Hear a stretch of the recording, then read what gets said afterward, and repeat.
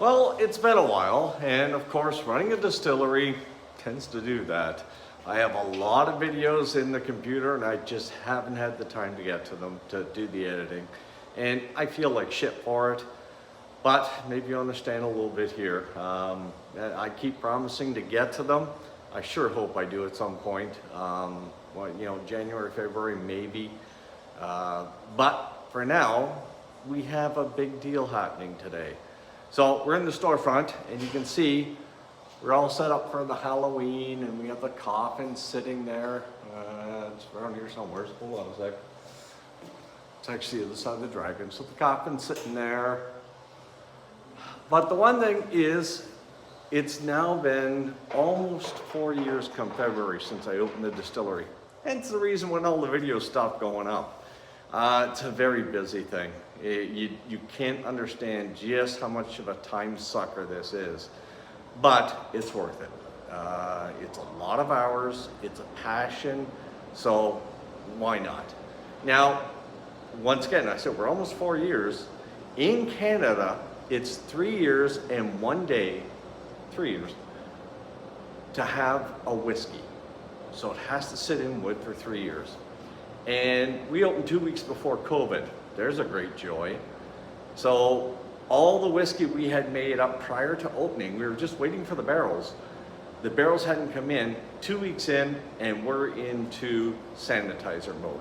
We flushed 5,000 liters of our first whiskey into sanitizer, which, you know what, it really hurt, but may not have been a bad thing, because having new stills, new distillery, learning everything, which I will admit, the sanitizer production, we hit that heavy, and I learned a lot. Now, we did sanitizer out of grains. We didn't use sugar.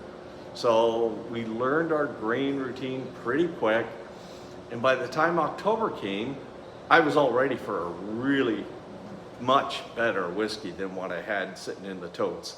So we checked the barrel 9 months ago. We pulled out 2 bottles, and we sent it to the US Open competition as an aged moonshine. And we had a pre-barrel that, you know, it was a small, a small barrel, and it was 3 years old. So we'd sent that as well.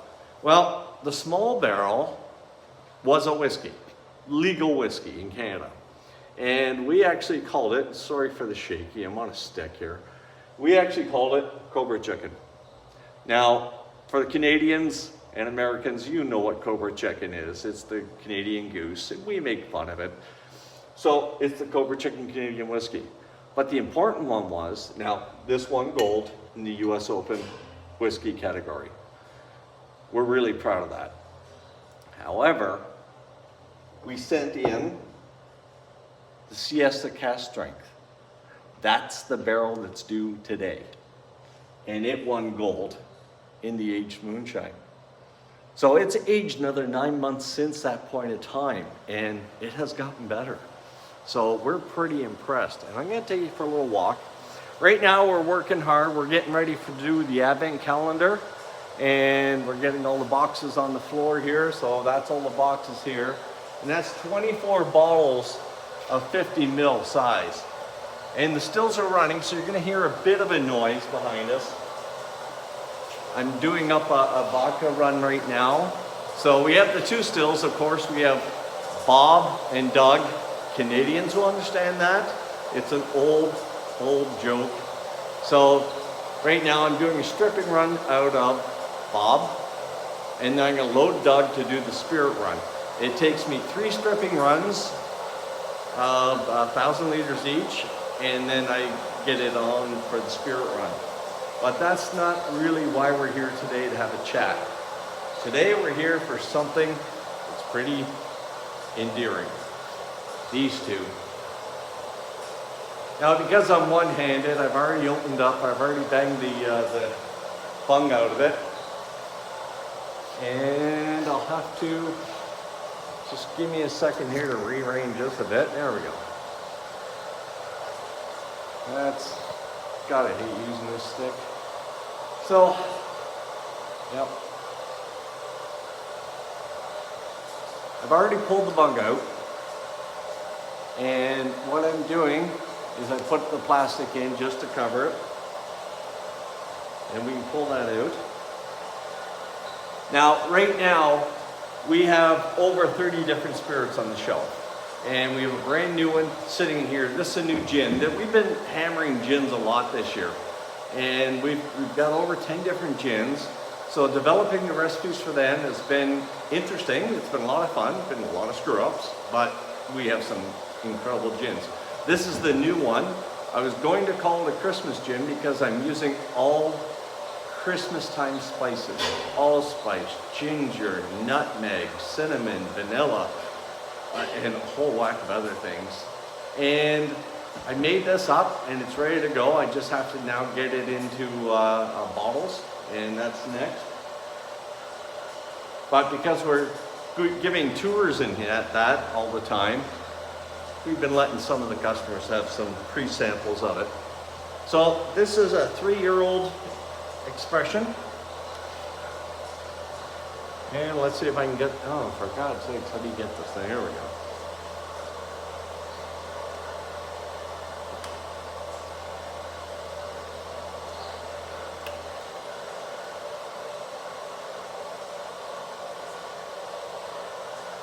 The color is nice. We're sitting at about 64%. Or 62, sorry.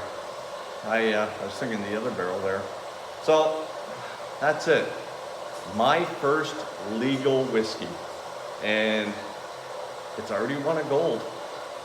So we don't know how long. November the 11th of this year, 2023, we're actually doing our barrel party. So that's we're having a big event here. It's a Remembrance Day for Canada, Veterans Day in the US, and our hours are between 2 and 6 for the party.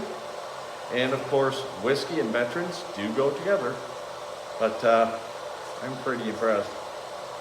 I love the smell of this. This is a blend of primarily barley with corn and rye. And the rye adds just an exquisite spice to it. And the corn, just a bit of sweetness.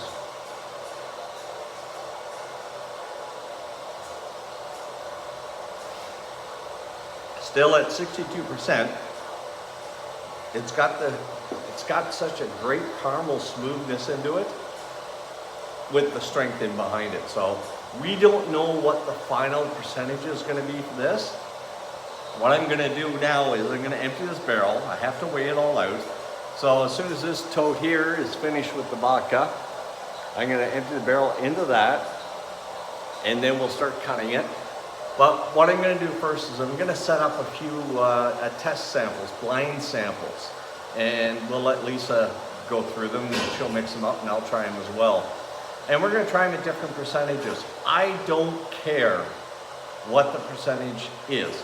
What I do care is what the taste is. I'm going to start at 40 and go up 2% on each of the samples, up to 50. So we'll try that. We'll come in, Lisa will do the blind test, I'll do the blind test, and then we'll just, whatever we're happy with for flavor, effect on the tongue, and everything else, then we'll move on and barrel it or bottle it at that percentage. So we're pretty happy. We're pretty impressed with what we've done. Like I said, although we had to flush that first 5,000 liters into sanitizer, it probably was a good thing, you know, because this barrel here is just exquisite. And for a 3-year expression, you know, you often say that you want the 10 to 15, 20-year-old. And I know it's young, but my God, it tastes, you know, better than a lot of the old ones I've had. And you can see that we custom laser the ends of the barrels. So this one was due October the 26th. We let it sit. We moved it out of the bonded warehouse into here. And it's been here because I just got too busy. It's, once again, this is a Sunday. So Fridays, Saturdays, we have tours the whole time. The stills are running because I have the stills running during a tour. That way people get to see everything. So I just didn't get a chance to get to them. And this barrel, which is barrel number 2, that's due on November the 14th. I haven't opened that one yet. Bung's still into it. So it is the exact same recipe I did in barrel 1. I'm hoping it aged very similar. They were side by side, so we'll see. But different wood, different flavor, often. So that's why we only do single cask release. Guys, thanks for dropping in. I'm trying to give you updates of something that is important, something that's big for us. And today it was one of those days. So we'll talk to you soon. And George, if you're watching, it's great to see you back. Missed you, bud. Take care, everybody.